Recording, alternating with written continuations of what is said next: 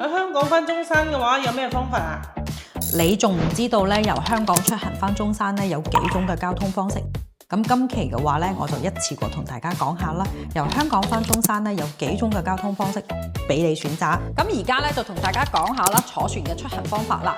咁由尖沙咀嘅中港碼頭咧出發嚟到中山馬鞍道客運碼頭咧，用時咧只需要65分鐘。咁單程嘅費用咧只需要215蚊，折合人民幣咧都只需要160蚊左右。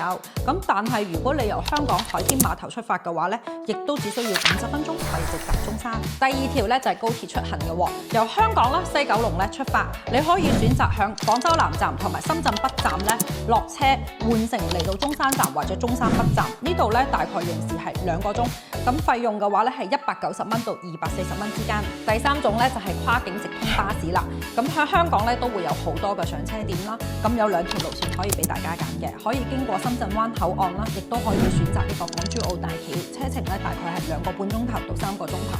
費用嘅話咧，單程只需要香港港幣咧150蚊左右啦。咁站點多啦，就近上車，無需咧多次轉車嘅喎。咁好啱而家經常往返中山嘅朋友仔。第四種咧就係包車出行啦，喺香港嘅住宅啦、機場啦、商場啦都可以接送，直達咧中山嘅屋企喎。咁平時咧3、5知己咧一齊搭車翻嚟中山嘅話咧，人均 AA 落嚟都好平㗎。如果翻嚟咧有老人家啦同埋細佬哥，仲有行李嘅情況下咧，我覺得呢個方法咧就會更加適合你啦。香港返中山咧會有咁多嘅出行方式喎，無論你喺香港邊個片區出發啦，總會有一條路線咧適合你嘅喎。我係小林，關注我嘅話咧，會有更多嘅灣區資訊啦，繼續同大家分享㗎。